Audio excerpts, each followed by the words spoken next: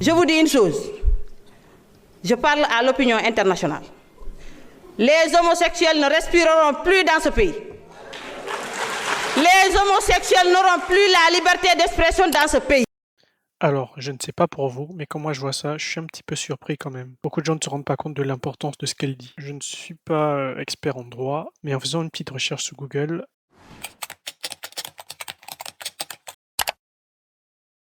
on peut tomber sur ça. On parle de droits fondamentaux. Ce sont des droits et libertés élémentaires que tout le monde doit respecter. Ce n'est même pas le débat en soi sur l'homosexualité qui me choque le plus. C'est d'entendre quelqu'un parler de retirer la liberté d'expression. Comme si c'était un privilège qu'on distribue à ceux qu'on aime bien. Madame, vous êtes dans une institution censée représenter le peuple, un espace construit justement autour du débat, de la parole et des droits fondamentaux. La liberté d'expression, ce n'est pas une récompense en fait. Ce n'est pas quelque chose qu'on donne uniquement aux gens avec qui on est d'accord. C'est littéralement l'un des fondements d'une démocratie. Un droit fondamental reconnu dans énormément de pays. Le droit de penser, de parler, de se défendre, même quand les autres ne sont pas d'accord avec toi. Sinon ce n'est plus une liberté. Même les criminels dans les plus grandes démocraties du monde ont le droit de parler, de se défendre, d'avoir une voix. Alors si demain on retire la liberté d'expression à quelqu'un simplement parce qu'il est homosexuel, sur quelle base morale on empêchera ensuite d'autres personnes différentes de parler?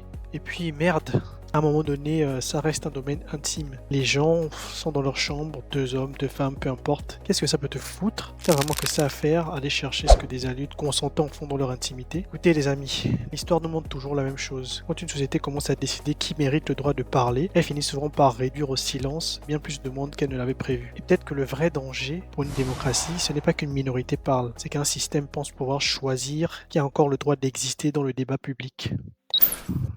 N'importe quoi.